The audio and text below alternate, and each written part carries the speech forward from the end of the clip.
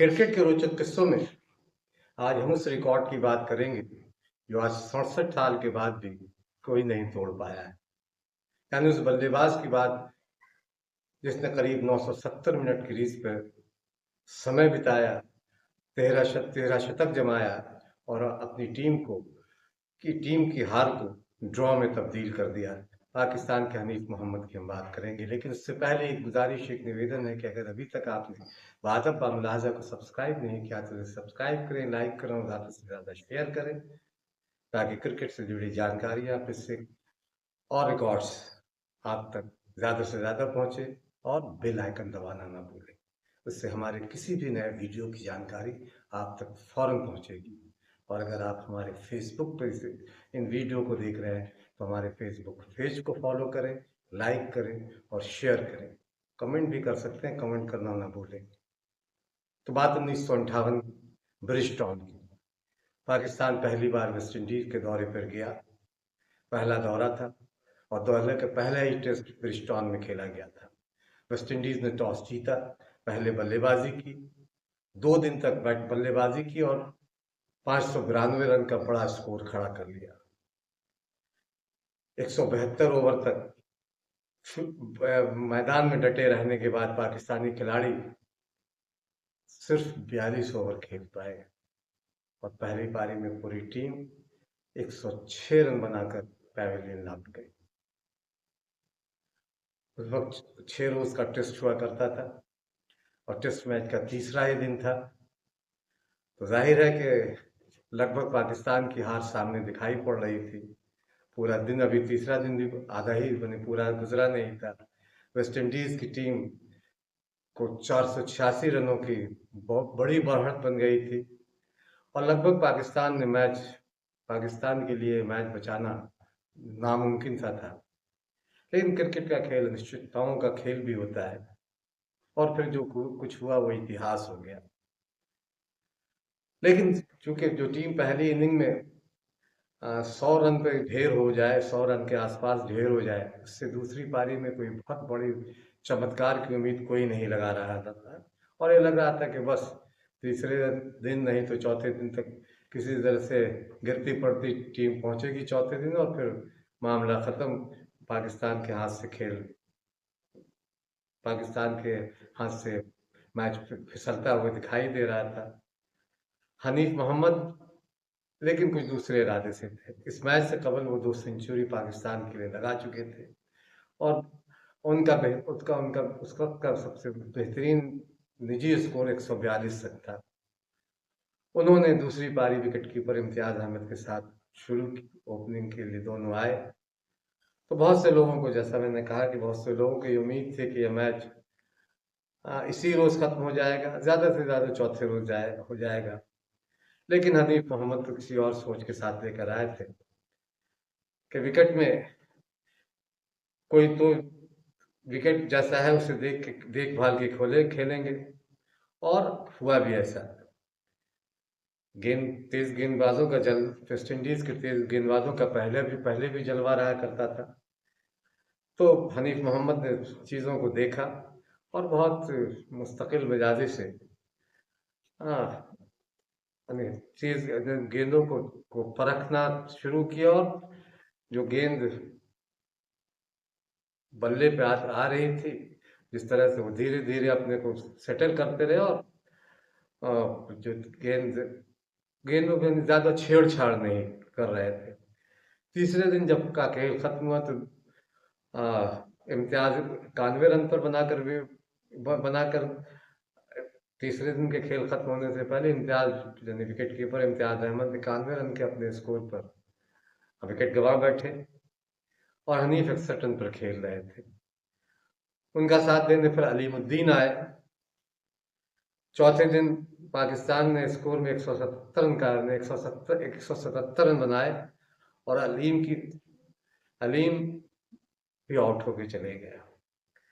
हनीफ मोहम्मद इस वक्त 100 रन के इजाफे यानी 161 पे खेलने से दूसरी जब अलीम जब आउट हुए तो हनीफ मोहम्मद अपना शतक पूरा कर चुके थे। वो 161 रन पर खेल रहे थे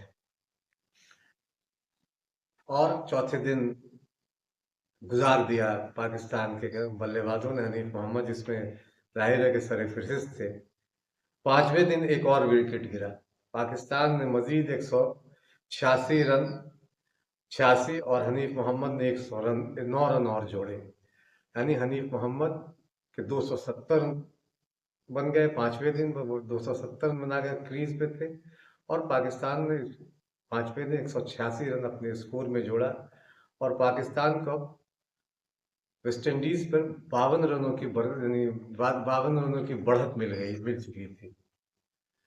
आखिरी दिन तेजी से गिरने वाली विकेटें मैच वेस्ट इंडीज के हक में कर सकती थी, यानी मैच आखिरी दिन अगर वेस्ट इंडीज कोई चमत्कार करता, विकेट जल्दी लेता, तो पाकिस्तान हार सकता था। इसलिए हनीफ का क्रीज पे मौजूद रहना बहुत जरूरी था। कप्तान का साफ संदेश था हनीफ मोहम्मद के लिए कि नॉट आउट रहना है, और हनीफ ने ऐसा ही किया। चाय के समय हनीफ नॉट आउट थे और पाकिस्तान की टीम मैच बचा चुकी थी। पांचवें दिन 6 दिन में एक दिन पहले रेस्ट होता था, तो 6 दिनों का टेस्ट में एक दिन रेस्ट होता था और पांचवें फिर 3 दिन के बाद एक दिन रेस्ट होता था, फिर बाद में 2 दिन के मैच होते थे। तो पांचवें दिन जब टी तक पाकिस्तान ने अपना हनीफ मोहम्मद डटे हुए थे उनके सामने, और पाकिस्तान ने ड्रॉ कर लिया था, लगभग ड्रॉ किसे हनीफ के सामने। अब हनीफ मोहम्मद ट्रिपल सेंचुरी बना चुके थे, उनके सामने लेन हटन का सालों पुराना रिकॉर्ड 364 का था। 364 को पार करना था, इसको रिकॉर्ड को तोड़ना था। लेकिन जब उनका स्कोर 337 पर पहुंचा तो कनेक्शन की एक गेंद मामूल से ज्यादा उछली। इस गेंद के साथ जमीन से धूल भी उड़ी, गेंद बल्ले से लगकर के ऊपरी हिस्से पर लगी और विकेट कीपर के हाथों में जा पहुंची, और हनीफ मोहम्मद की लेनहटन का रिकॉर्ड तोड़ नहीं पाए, और लेकिन उन्होंने एक नया रिकॉर्ड बना दिया। 16 घंटे 10 मिनट की इस इनिंग में पाकिस्तान के लिए मैच बरताया है और एक नया रिकॉर्ड भी बनाया। हनीफ मोहम्मद की इस इनिंग में सिर्फ 24 चौके शामिल थे। गेंदों का रिकॉर्ड इस टेस्ट का नहीं मिलता है, कितने गेंद खेले उन्होंने, लेकिन पाकिस्तान ने इस इनिंग में 319 ओवर खेले, जो करीब 1914 गेंदें बनती हैं। और ऐसा कहा जाता है कि हनीफ मोहम्मद ने करीब 1000 गेंदें खेली होंगी, 1000 या उससे ज़्यादा गेंदें खेली होंगी। 16 घंटे 10 मिनट यानी 970 मिनट तक उन्होंने बल्लेबाजी की, जो आज भी एक इतिहास है क्रीज पर उनके जमे रहने का। और सचमुच उन्होंने जो ऐतिहासिक पारी आज भी कहा जाता था, जो रिकॉर्ड अब तक कायम है। हनीफ मोहम्मद के इस इनिंग के दौरान इम्तियाज अहमद, अलीमुद्दीन, सईद अहमद और अपने भाई वजीर मोहम्मद के साथ सेंचुरी पार्टनरशिप भी की, और एक मैच जिसमें पाकिस्तान की शिकस्त यकीनी थी उसे उन्होंने ड्रॉ में तब्दील कर दिया। क्रिकेट के रोचक किस्सों में आज इतना ही। जाते जाते एक वीडियो छोड़े जा रहा हूँ, जिसमें हाल ही में पाकिस्तान ने मुश्ताक मोहम्मद, वो भी हनीफ मोहम्मद के भाई, जिन्होंने पाकिस्तान की कप्तानी भी की, और मुश्ताक मोहम्मद, सईद अनवर, इंजमाम उल हक और मिसबाह उल हक को हॉल ऑफ फेम में शामिल किया है।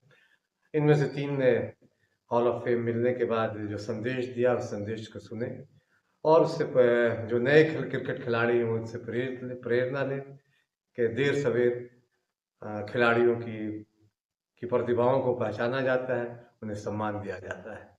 अल्लाह ताला का शुक्र अदा करता हूँ कि अल्लाह तबारक ताला ने इस दुनिया में मुझे बहुत खैरों से नवाजा है और मुसलसल नवाज रहा है, जितना भी उसका शुक्र अदा करने कम है। इसके बाद पाकिस्तान क्रिकेट बोर्ड का, उन्होंने पीसीबी हॉल ऑफ फेम्स में जो है मुझे सिलेक्ट किया, उनका बहुत शुक्रिया। और जितने लोग मेरे जो जानने वाले हैं, जो मेरे फॉलोअर्स हैं, फैंस हैं, मेरे रिश्तेदार हैं, मेरे दोस्त हैं, उन सबका भी शुक्रिया। और क्रिकेट बोर्ड के जितने ऑफिसर्स हैं, मैनेजर्स, कोचेज, प्लेयर्स और कैप्टन, सब ने मुझे बहुत सपोर्ट किया है। तो क्रिकेट एक टीम गेम है, इसमें सबका हिस्सा होता है, तभी आदमी परफॉर्मेंस करता है। और अपने करियर में जो सबसे पहला, जो मुझे तो कभी ख्वाब में भी नहीं देखा था कि मैं क्रिकेट खेलूंगा इस लेवल पे, लेकिन जो एडिलेड में 126 पहली दफा मैंने किया है, वो मेरी जिंदगी का सबसे पहला 100 था इंटरनेशनल क्रिकेट में। फिर ऑब्वियसली इंडिया के खिलाफ 194 चेन्नई में और कलकत्ता में जो 188 की इनिंग्स में टेस्ट मैच में खेली थी, वो बहुत यादगार है। और आखिरी जो मैच खेला जिम्बाब्वे के खिलाफ वर्ल्ड कप का आखिरी मैच था, वो भी यादगार है। तो बहुत अच्छी मेमोरीज हैं। बस एक जो है रिग्रेट है, अल्लाह की तरफ से था कि 1992 वर्ल्ड कप में मैं और वकार यूनुस अनफिट हो गए और हम पाकिस्तान की जीत का हिस्सा न बन सके। जी बिस्मिल्लाहिर्रहमानिर्रहीम। आज मैं ज़रूर थोड़ी सी अपने जज्बात को ज़रूर करूँगा, लेकिन उससे पहले ये नया कज़ाफ़ी स्टेडियम देख के बहुत ज़्यादा खुशी हो रही है। वो इसलिए कि मैंने अपना कैरियर भी यहीं शुरू किया था।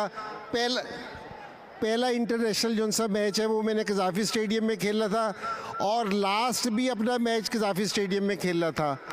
तो आज मुझे यहाँ ये अवार्ड भी यहीं मिल रहा है और यहाँ मैंने अपने टेस्ट मैच की, ये ग्राउंड मेरे लिए यादगार है कि जी मैंने यहाँ 329 रन्स भी इसी ग्राउंड में किए थे। ये मेरे लिए बहुत यादगार है। तो मैं अपने पीसीबी का, टाइम ज़्यादा नहीं है, मैं अपने पीसीबी का सारों का शुक्रिया अदा करता हूँ जिन्होंने हमारी थ्रू आउट हेल्प की है। और चेयरमैन साहब का बहुत शुक्रिया अदा करता हूँ कि जिन्होंने मुझे इस काबिल समझा कि जी ये आला अवार्ड दिया। और कमेटी का शुक्रिया अदा करता हूँ। सो इंशाल्लाह जिस तरह इस ग्राउंड बेहतरीन हुआ है, इंशाल्लाह आप देखेंगे हमारी क्रिकेट भी इसी तरह बेहतर होगी।